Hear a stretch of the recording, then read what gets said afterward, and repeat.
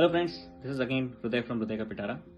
मैं आज आपको एक तेनालीरामा की कहानी सुनाने जा रहा हूँ और कहानी का शीर्षक है रंग बिरंगे नाखून।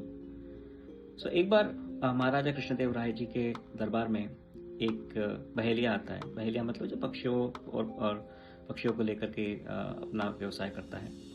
तो वो बहेलिया आकर के महाराज जी को काफ़ी डिफरेंट प्रकार के पक्षी दिखाता है और वो महाराज जी से बोलता है कि महाराज, मैंने कल ही जंगल में जाकर के एक विचित्र प्रकार के पक्षी को देखा है और मैं वो आपके लिए लाया हूँ। मैं आपको वो बेचना चाहता हूँ। और ये पक्षी बहुत विशेष है क्योंकि इस पक्षी में गुण विभिन्न प्रकार के हैं। वो भिन्न प्रकार के पक्षियों की तरह काम कर सकता है। जैसे वो मोर की तरह नाच सकता है, वो तोते की तरह बोल सकता है। ये देख करके महाराज बड़े खुश होते हैं क्योंकि महाराज पक्षियों को बहुत प्यार करते थे और वो भिन्न पक्षियों से अपने बगीचे में भिन्न पक्षियों को रखते थे। इसलिए बहेली की बात सुनकर महाराज बहुत खुश हो जाते हैं और सोचते हैं कि हाँ, ये पक्षी मैं ले लेता हूँ और इसे मैं अपने शाही बाग में रखवा देता हूँ। महाराज उसे कुछ सोने की मुद्राएं देते हैं खुश होकर के और उस पक्षी को शाही बाग में रखने के लिए आदेश देते हैं। ये देखकर दरबार में बैठे तेनालीरामा जी हमारे से पूछते हैं कि इसमें कुछ तो गड़बड़ है, क्योंकि यहाँ पे जो पक्षी के बारे में बताया जा रहा है वैसा ये पक्षी लग नहीं रहा है। तभी तुरंत तेनालीरामा जी उठते हैं और महाराज से बोलते हैं, महाराज, मुझे ऐसा व्यतीत होता है कि ये पक्षी जिस प्रकार से बताया जा रहा है कि जैसे ये मोर की तरह नाच सकता है या तोते की तरह बोल सकता है, मुझे तो शंका है और इसमें तो हो सकता है कि बहुत दिनों से स्नान भी नहीं किया है। तो महाराज इस बात से दुखी हो जाते हैं और बोलते हैं कि तेनालीरामा जी, आपको इस पर क्यों शौक हो रहा है और आपको पक्षी को लेकर के इतना व्यतीत होने की ज़रूरत नहीं है, आपको विचलित होने की ज़रूरत नहीं है। ये पक्षी अद्भुत है और इसे हमें अपने शाही बाग में रखना चाहिए। ये कह करके महाराज उन्हें चुप कराने की कोशिश करते हैं क्योंकि वो बात उन्हें पसंद नहीं आती। और वही बात लेकर के बहेलिया भी दुखी हो जाता है और बहेलिया बोलता है, देखिए महाराज, किस प्रकार से तेनालीरामा इस गरीब का अपमान कर रहे हैं। मैं एक छोटा सा बहेलिया हूँ, छोटे मोटे पक्षी बेच करके अपना जीवन यापन करता हूँ।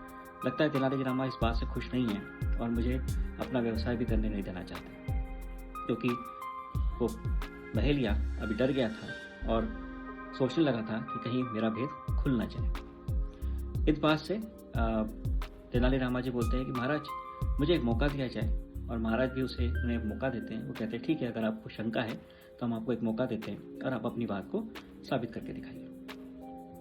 वहाँ पे तेनालीरामा वहाँ पे दरबारी से अपना एक जग पानी का मंगाते हैं और पानी का जग सीधे उस पक्षी पर डाल देते हैं।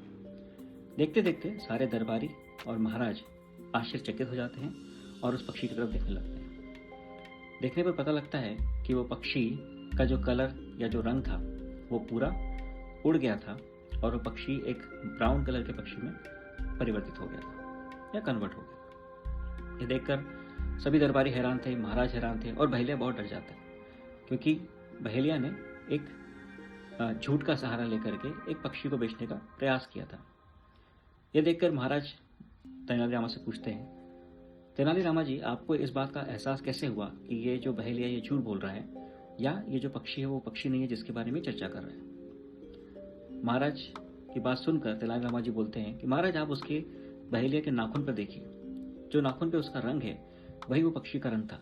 इससे मुझे एहसास हुआ कि हो ना हो इसे इस बहेलिया ने कलर करके आपके सामने प्रस्तुत किया है और इसी बात के लिए मैं उसको बताना चाहता था कि वो जो बता रहा है वो सच नहीं है और वो हो सकता है कि झूठ हो, और उसका वो झूठ पकड़ा जाता है। इस बात से महाराज काफ़ी दुखी होते और उस बहेलिया को कारावास की सजा सुनाते हैं। इसी प्रकार लेकिन फिर भी उस पक्षी को वो शाही बाग में अपना प्रस्तावित कर देते हैं। कहानी से ये सीख मिलती है कि झूठ हमेशा पकड़ा ही जाता है और झूठ बोलने से कभी भी किसी का भला नहीं होता। Be careful, don't lie and speak truth. Thank you. ये कहानी आपको कैसे लगी आप मुझे बताइए। Like my channel, subscribe my channel and share the stories. Thank you.